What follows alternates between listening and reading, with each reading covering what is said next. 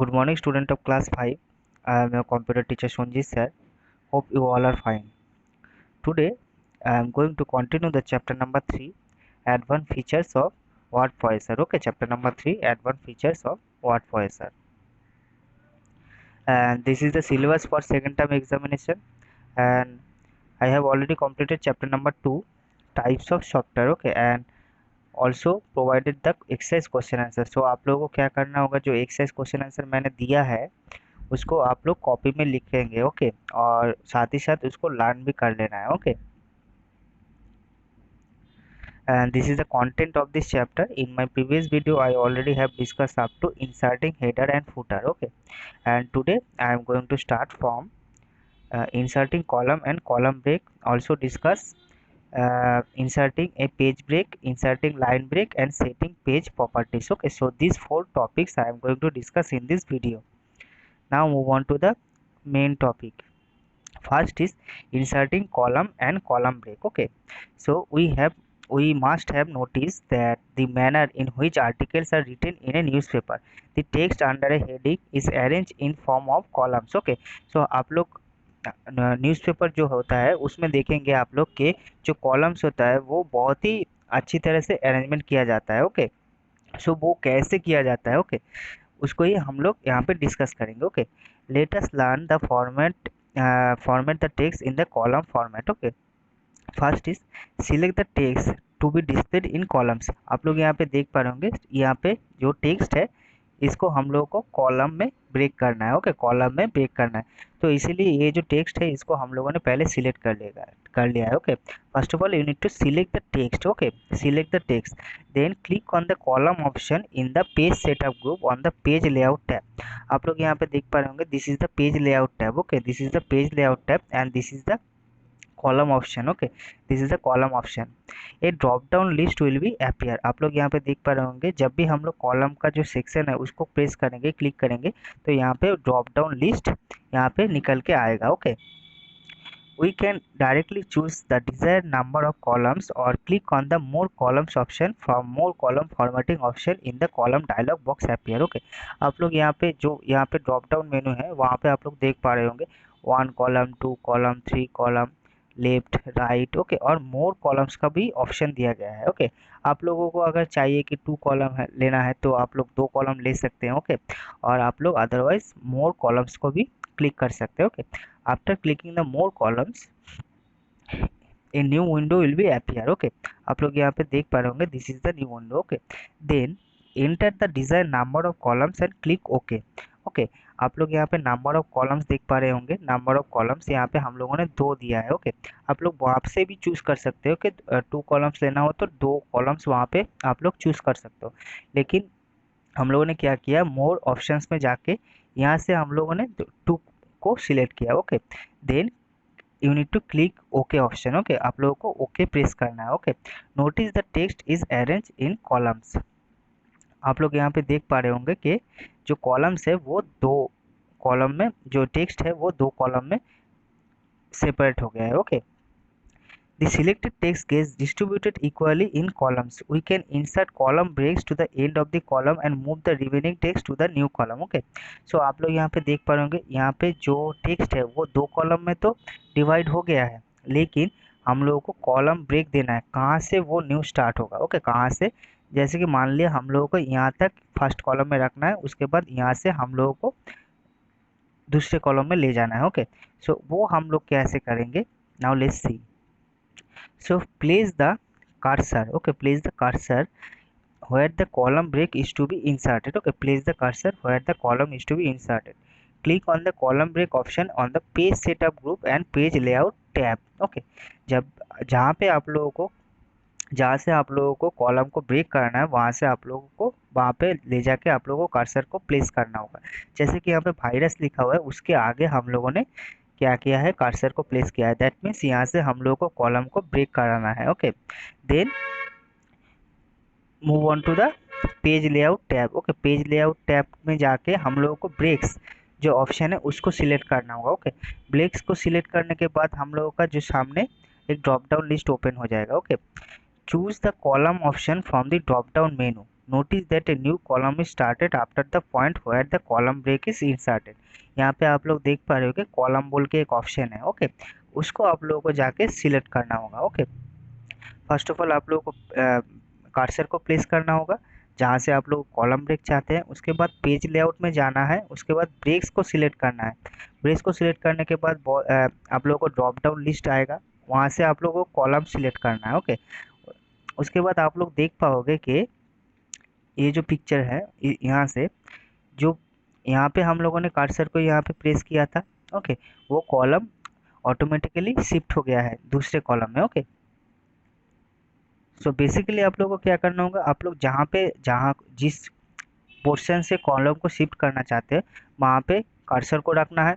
उसके बाद page layout में जाना है, उसके बाद ब्रेक्स ऑप्शन को सिलेक्ट करना है, वहाँ से ले जाके आप लोगों को कॉलम ड्रॉप डाउन जो लिस्ट होगा वहाँ से आप लोगों को कॉलम को सिलेक्ट करना है, तभी आप लोगों का जो कॉलम है वो सेपरेट हो जाएगा। Okay, next is inserting a page break.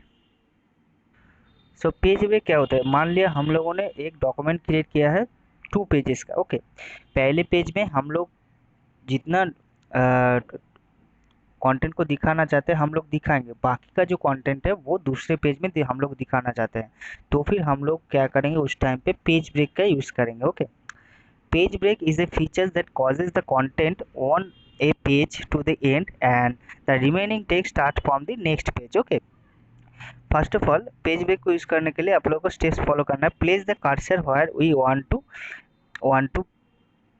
Want the page to end और ब्रेक। ओके, आप लोगों को सेम प्रोसेस, आप लोगों को जहाँ से जो पेज ब्रेक करना है जो वहाँ पे ले जाके आप लोगों को कर्सर को प्लेस करना होगा। Okay, then same process click on the breaks option in the page setup group on the page layout tab. यहाँ पे आप लोग देख पा रहे होंगे this is the page layout tab and this is the breaks option. Okay, then a drop down list will be appear, same process. Okay, choose the page option from a drop down list menu, a new page will begin from the point at which the page break is inserted।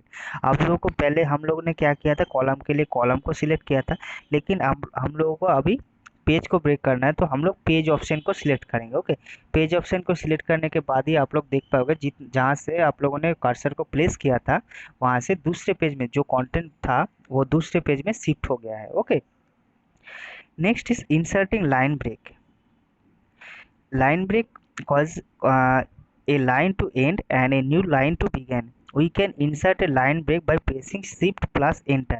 आप लोग line break करने के लिए आप लोग shortcut की का भी यूज कर सकते हो, shift plus enter is the shortcut key to line break। okay, when we insert a line break there are no gap between the two lines। okay, on the other hand if we press the enter key then a gap between two lines and it indicates the beginning of a new paragraph। okay, so आप लोग क्या कर सकते हो, line break करने के लिए this is the shortcut की। ओके, इसको ध्यान में रखना है, शिफ्ट प्लस एंटर की। जब भी आप लोगों को लगेगा कि हम लोगों को लाइन को ब्रेक करना है तो हम लोग क्या करेंगे, शिफ्ट प्लस एंटर की को प्रेस करेंगे। ओके, शिफ्ट प्लस एंटर की को प्रेस करने के बाद अगर हम लोगों को लगेगा कि लाइन में ज़्यादा डिफरेंस नहीं है तो फिर हम लोग एंटर की यूज़ करके उस लाइन को नीचे भी ले जा सकते हैं। Okay, next is setting page properties. Okay, the page in a Word document can be formatted by setting properties such as page margin, page orientation and page size। आप लोग यहाँ पे देख पा रहे होंगे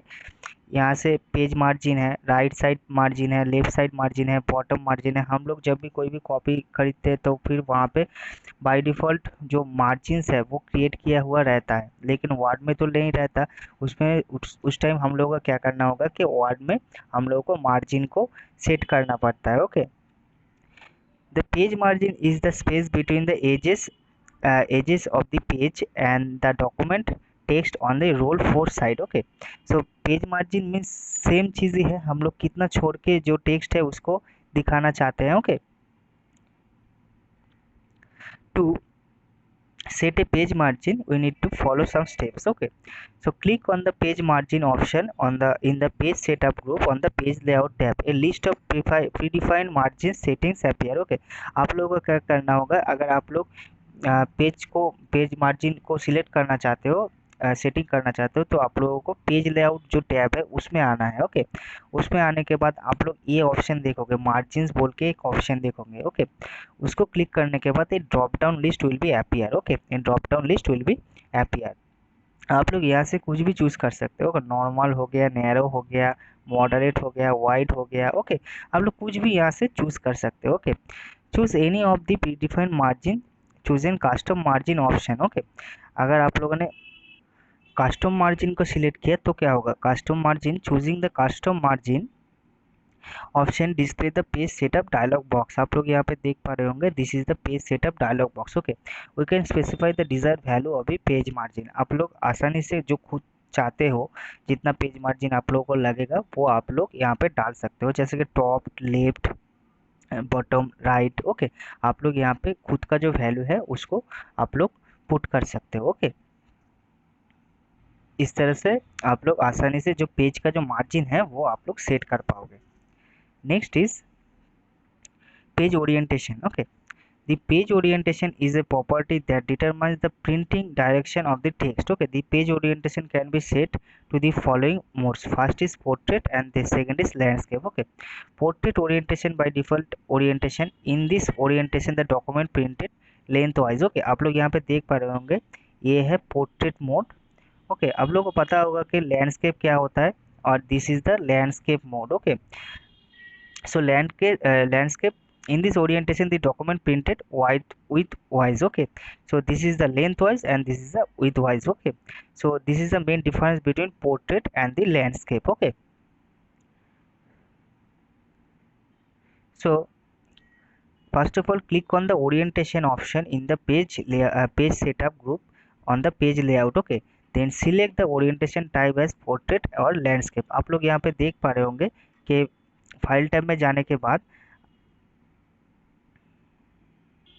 सॉरी, पेज लेआउट में जाने के बाद आप लोगों को यहाँ पे ओरिएंटेशन बोल के एक ऑप्शन दिखेगा। ओके, वहाँ से ओनली 2 ऑप्शन ही वहाँ पे दिखाई देगा, one is portrait, one is landscape. Okay, by default जो ओरिएंटेशन सेट रहता है वो होता है पोर्ट्रेट का। ओके, बाय डिफॉल्ट जो ओरिएंटेशन सेट रहता है वो होता है पोर्ट्रेट का। अगर आप लोग पोर्ट्रेट में ही चाहते हो तो पोर्ट्रेट बाय डिफॉल्ट वो रहता है, इसलिए आप लोगों को कुछ भी नहीं करना है।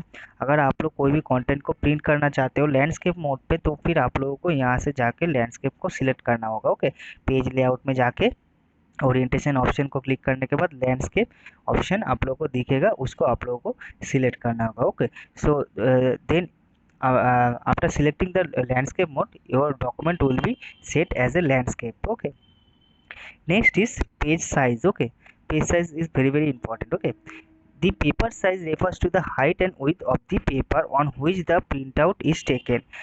पेपर साइज दैट मीन्स आप लोग जो पेपर आप लोगों ने डॉक्यूमेंट में सिलेक्ट किया है वो बहुत ही इंपॉर्टेंट है, ताकि जब भी आप लोग प्रिंट आउट करना चाहते हो, कोई भी अगर प्रिंट आउट करना चाहते हो कोई भी, तो फिर जो पेज साइज है वो मैटर करता है। Okay, we can choose to take the printout on different page size as page A4 and A5. Okay, so first of all click on the size option in the page setup group on the page layout tab.